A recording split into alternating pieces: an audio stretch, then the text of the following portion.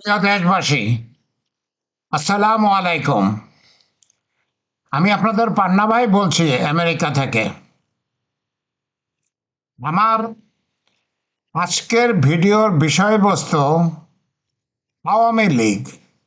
আওয়ামী লীগ আমার প্রশ্ন, আওয়ামী লীগকে কেন নিষিদ্ধ করা হয়েছে?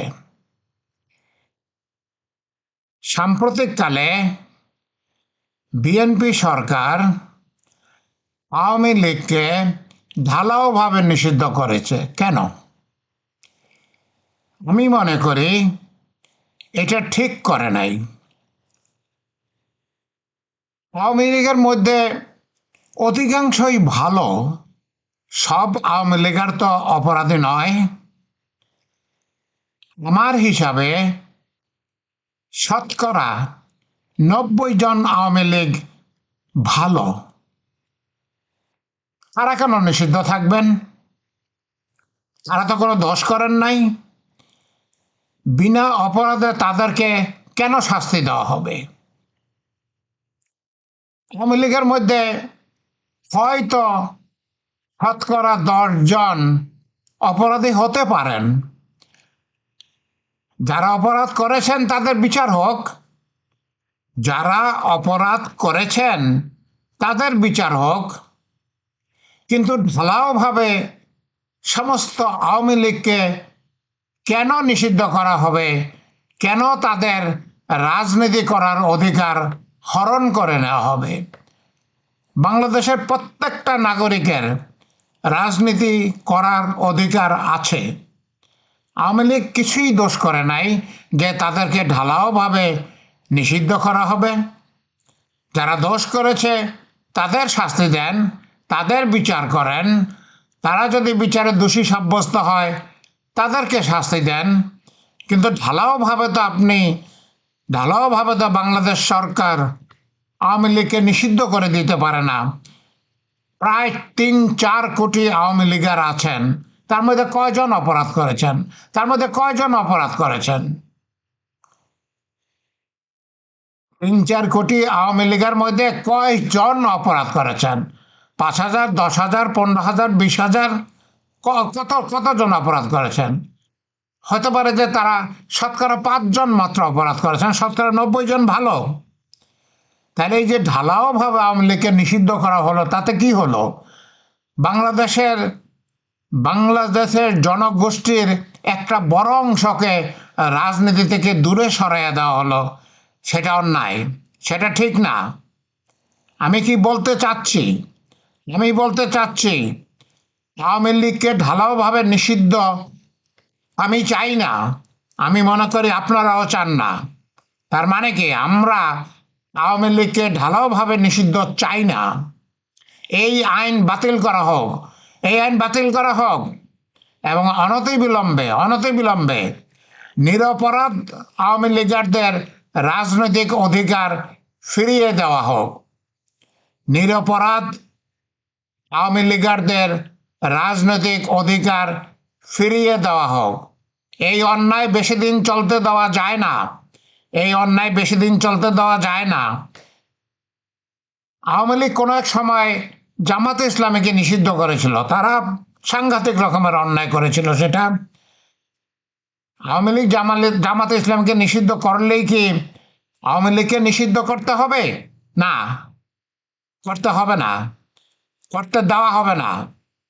আমরা চাই, আমরা বিবেকবান আমরা বিবেকবান বাংলাদেশিরা চাই আওয়ামী লীগদের ঢালাওভাবে নিষিদ্ধ করা যাবে না। তাদের রাজনৈতিক অধিকার ফিরিয়ে দিতে হবে। যারা কোনো অন্যায় করে নাই তাদেরকে কোনো শাস্তি দেওয়া যাবে না। প্রিয় দেশবাসী, আপনারা সোচ্চার হন। প্রায় 10-15 দিন হয়ে গেছে তাদেরকে ঢালাওভাবে নিষিদ্ধ করা হয়েছে, আপনারা কোনো কথা বলতেছেন না। বাংলাদেশের মানুষ এরকম বোবা হয়ে গেল কেন? বাংলাদেশের মানুষ এরকম সাহস হারিয়ে ফেললো কেন? তারা কি সাহস করে সত্যি কথাটা, উচিত কথাটা বলতে জানে না, বলতে পারে না, বলার সাহস পায় না? কেন পায় না? তাদের কিসের ভয়? অন্যায়কে যা সহ্য যারা করে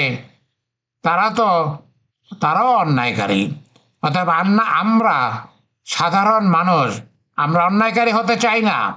আমি মুক্তিযোদ্ধা পান না, 11 সেক্টরের কোম্পানি কমান্ডার পান না, 11 সেক্টরের গেরিলা কমান্ডার পান না।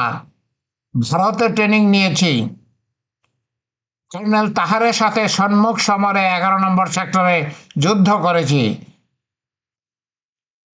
আমি অনুরোধ করি বিএনপি সরকারের কাছে, দয়া করে আপনারা এই ঢালাও নিষেধাজ্ঞা বাতিল করুন। যেসব আওয়ামী লীগার অন্যায় করেছেন তাদেরকে শাস্তি দিন, আর বাকি সকল আওয়ামী লীগারদেরকে তাদের রাজনৈতিক অধিকার ফিরিয়ে দিন, দয়া করে ফিরিয়ে দিন, অনতিবিলম্বে ফিরিয়ে দিন। প্রিয় দেশবাসী, আপনাদের কাছে একটা অনুরোধ, দয়া করে আমার চ্যানেলটা সাবস্ক্রাইব করবেন। আমার চ্যানেল হচ্ছে প্রফেসর ডক্টর পান্না। আমার চ্যানেলটা দয়া করে সাবস্ক্রাইব করবেন। যদি আমার সাথে কেউ যোগাযোগ করতে চান, আমার এই ভিডিওতে আমার ফোন নাম্বার পাবেন, আমার ইমেল অ্যাড্রেস পাবেন, আমার সঙ্গে কথা বলতে পারেন, ইমেল পাঠাতে পারেন। আমার যে ফোন নাম্বারটা দেওয়া আছে সেটা আমার হোয়াটসঅ্যাপ নাম্বারও।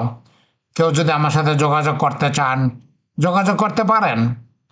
আল্লাহ আপনাদেরকে ভালো রাখুন, আমার জন্য দোয়া করবেন। আল্লাহ আমাদেরকে ভালো রাখুন। আসুন আমরা সবাই ন্যায্য কথা বলি, ন্যায়ের কথা বলি। আমরা সব কিছুকেই মেনে না নেওয়ার একটা অভ্যাস গড়ে তুলি।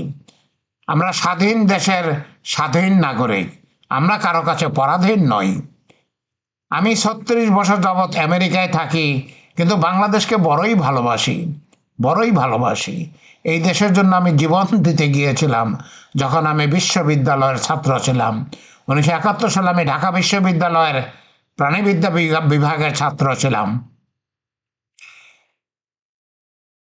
মুক্তিযুদ্ধে যখন আমার মতো যুবকদের প্রয়োজন হয়েছে, তখন আমি লেখাপড়া ছেড়ে দিয়ে ভারতে চলে গিয়েছি।